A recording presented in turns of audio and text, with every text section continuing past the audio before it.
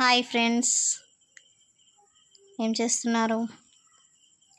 ఈరోజు మనం వేమన శతకాల గురించి తెలుసుకుందామా? చాలా రోజులైంది వేమన శతకాలు చదివి మనం కూడా మళ్ళొకసారి నేర్చుకుందాం. నేను మా బాబు తెలుగు టెక్స్ట్ బుక్ ఓపెన్ చేయగానే నాకు వేమన శతకాలు కనబడ్డాయి. ఎందుకో ఒకసారి నాకు కూడా మీకు వినిపించాలి అని అనిపించింది. అందుకోసం ఒకసారి మనం చదువుకుందాం. ఈ చదివే ముందు ప్లీజ్ నా ఛానల్ని సబ్స్క్రైబ్ చేయండి, షేర్ చేయండి, లైక్ చేయండి ప్లీజ్ ఫ్రెండ్స్. ఓకే, మనం ఇప్పుడు చదవడం ప్రారంభిద్దాం. ముందుగా అల్పుడెప్పుడు పలుకు నాడంబరముగాను, సజ్జనుండు పలుకు చల్లగాను, కంచు మ్రోగునట్లు కనకంబు మ్రోగున, విశ్వదాభిరామ వినురవేమా. అల్పుడెప్పుడు పలుకు నాడంబరముగాను, సజ్జనుండు పలుకు చల్లగాను, కంచు మ్రోగినట్లు కనకంబు మ్రోగున, విశ్వదాభిరామ వినురవేమా. తాత్పర్యం చూద్దాం. తాత్పర్యం ఏంటంటే, చెడ్డవాడు ఆర్భాటంగా మాట్లాడతాడు. ఆర్భాటంగా అంటే తన గురించి తాను ఏదో ఎంతో గొప్పగా చెప్పుకుంటాడని. మంచివాడు ప్రశాంతంగా మాట్లాడతాడు.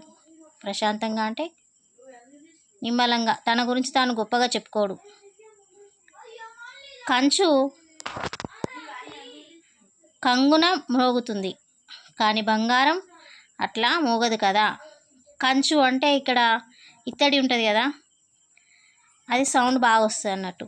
అంటే ఇప్పుడు మన మనుషులు కూడా చెడ్డవారు ఎట్లా అంటే వాళ్ళ గురించి వాళ్ళు అంతా గొప్పగా చెప్పుకుంటారని అర్థం.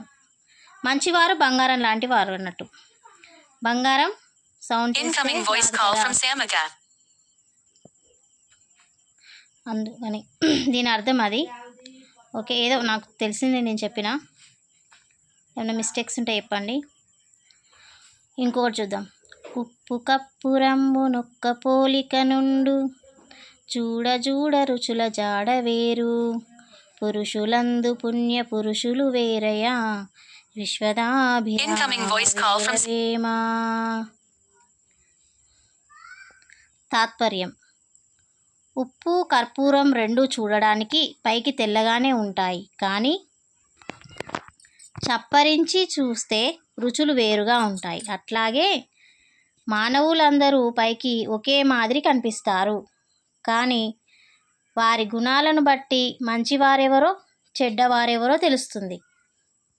అంటే ఉప్పు కర్పూరం రెండు చూడడానికి తెల్లగానే ఉంటాయి కదండి.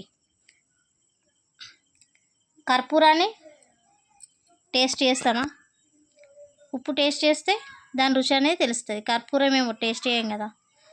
ఇంకా మనుషులు అంటే చూడడానికి అందరూ ఒక విధంగా కనిపిస్తారు, కానీ మనం ఒక్కొక్కరిని చెడ్డవాళ్ళని మనం మంచివారు అనుకుంటాం. కానీ వారి పరిచయం వల్ల వారు ఎలాంటి వాళ్ళు అనేది వాళ్ళతో మనం ఉంటే వాళ్ళ గురించి మనకు తెలుస్తుంది. వాళ్ళ విధానం ఏంటి, వాళ్ళ అలవాట్లు ఏంటి అనేది మనకు తెలుస్తుంది. వాళ్ళ అలవాట్లను బట్టి, వాళ్ళ విధానాలను బట్టి వాళ్ళు మంచివారు చెడ్డవారు మనం తెలుసుకుంటాం అన్నట్టు. అదే దీని అర్థం అన్నట్టు. ఓకేనా ఫ్రెండ్స్? ఇంకొకటి, అనగనగరాగమతి శైలుచునుండు, తినగ తినగ వేము తీయనుండు, సాధనమున బనులు సమకూరు ధరలోన, విశ్వదాభిరామ వినురవేమా. తాత్పర్యం ఏంటంటే, మళ్ళీ మళ్ళీ పాడుతూ ఉంటే రాగం చక్కగా కుదురుతుంది. మళ్ళీ మళ్ళీ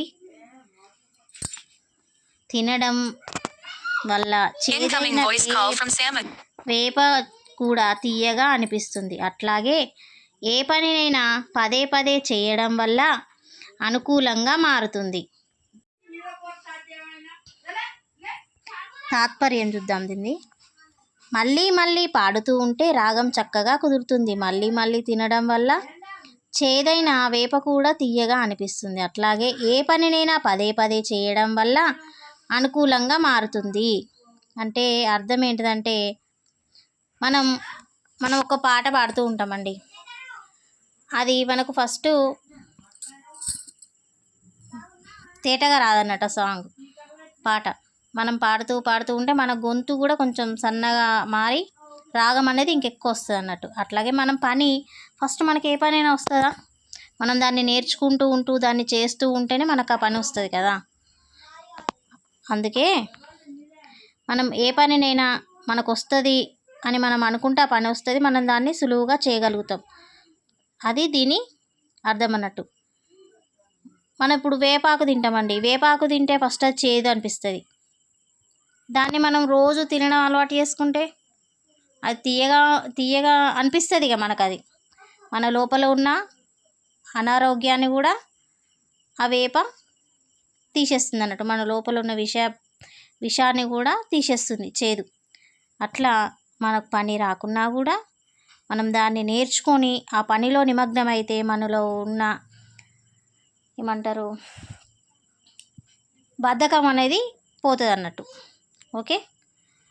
ఇంకొకటి, అనువుగాని చోట అది కులమనరాదు, కొంచెమైన నదియు గొదువగాదు, కొండ యుద్ధమందు గొంచమై ఉండదా, విశ్వదాభిరామ వినురవేమా. తాత్పర్యం: వీలు కాని చోట గొప్పవాళ్ళమని అనుకోకూడదు. అక్కడ మన గొప్పతనం కనిపించకపోయినా తక్కువేమీ కాదు. ఎలాగంటే పెద్ద కొండ అద్దంలో చాలా చిన్నదిగానే కనబడుతుంది కదా. నెక్స్ట్ ఇంకొకటి, ఇనుము విరిగనేమి ఇరుమారు ముమ్మారు, కాచి అతుకవచ్చు గమ్మరీడు, మనసు విరిగనేని మరి అంట నేర్చునా, విశ్వదాభిరామ వినురవేమ. తాత్పర్యం విందాం.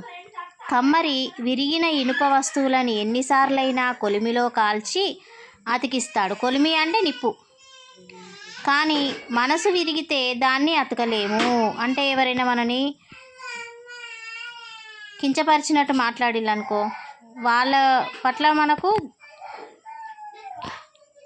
ద్వేషం ఉంటుంది కదండి. వాళ్ళు పైకి ఫస్ట్ మనతో మంచిగానే మాట్లాడతారు, కానీ మనల్ని మన దగ్గర ఏం లేనప్పుడు కించపరిచినట్టు మాట్లాడతారు. డబ్బు ఉన్నవాడినో తీరు, డబ్బు లేనివాడినో తీరు మాట్లాడుతూ ఉంటారు.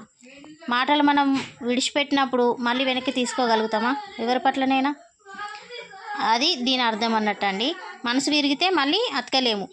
అందుకే మనం ఎదుటి వాళ్ళతో మాట్లాడినప్పుడు కొంచెం మంచిగా మాట్లాడి వాళ్ళ మనసు బాధపడకుండా మనం మాట్లాడితే వారు మనతోని కూడా బాగుంటారు. ఓకే. ఇంకొకటి, తప్పులెన్నువారు తండోపదండంబు, లుర్విజనులకెల్ల నుండు తప్పు, తప్పులెన్నువారు తమ తప్పులెరుగరు, విశ్వదాభిరామ వినురవేమ. తాత్పర్యం: లోకంలో ప్రతి మానవుడు తప్పు చేస్తాడు, కానీ ఎదుటి వారి తప్పుల్నే లెక్కిస్తాడు. తప్పు పట్టే వారికి తమ తప్పు తెలియదు. అర్థం వల్ల లోకంలో ప్రతి మానవుడు తప్పు చేస్తారు. ఏదో ఒక తప్పు, చిన్న తప్పులు ఏదో ఒకటి చేస్తూనే ఉంటారు కదా. కానీ మన తప్పుల్ని ఎదుటివారు నువ్వు ఈ తప్పు చేసినావని అంటారు, కానీ వారు చేసిన తప్పుని ఎవరు చెప్పాలి? చెప్పలేరు కదా. వాళ్ళ తప్పును వాళ్ళు ఒప్పుకోరు. యువతలోని తప్పునే, వాళ్ళ లోపల ఉన్న లోపాలనే వాళ్ళు తవ్వి చెప్తారు అన్నట్టు. ముందు వాడు మనల్ని అనే ముందు వాని తప్పులు ఏమైనా ఉన్నాయా అని వాడు తెలుసుకున్నప్పుడే మనల్ని అనే హక్కు అనుకుంటుంది అన్నట్టు. ఓకే. దీని అర్థం అది. ఇంకోటి, తల్లి తండ్రి మీద దయలేని పుత్తుండ్రు, పుట్టనేమి వాడు గిట్టనేమి, పుట్టలోన చెదలు పుట్టవా గిట్టదా, విశ్వదాభిరామ వినురవేమ. తాత్పర్యం: తల్లి తండ్రి పైన దయలేని కొడుకు పుట్టినా ఒక్కటే, చచ్చినా ఒక్కటే. పుట్టలో చెదలు పుడుతుంది, నాశనం అవుతుంది. దానివల్ల ఎవరికి ఏం లాభం? ఇది చదివితేనే అర్థమవుతుంది మీకు, నేను చెప్పడం ఏమంత అవసరం లేదు.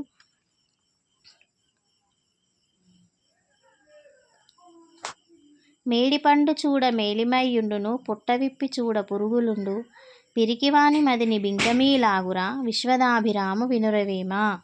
తాత్పర్యం. మేడిపండు పైకి నిగనిగలాడుతూ ఉంటుంది, కానీ పొట్ట చీల్చి చూస్తే పురుగులు ఉంటాయి. అట్లాగే పిరికివాడు పైకి బింకంగా కనిపించినా వానిలో పౌరుషమేమీ ఉండదు. ఎట్లా అంటే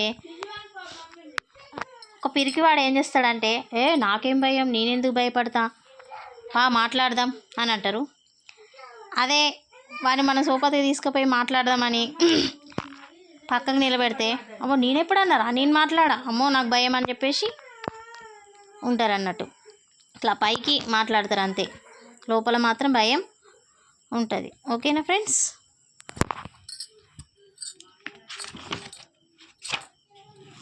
ఇవే అండి వేమన శతకాలు. ఇంకా ఉన్నాయి, ఇంకా క్లాసులు పెరుగుతా అంటే ఇంకుంటాయి. ఓకే, ఇంతసేపు ఇది విన్నందుకు చాలా థ్యాంక్స్ అండి. ఓకే మరి, బాయ్ ఫ్రెండ్స్.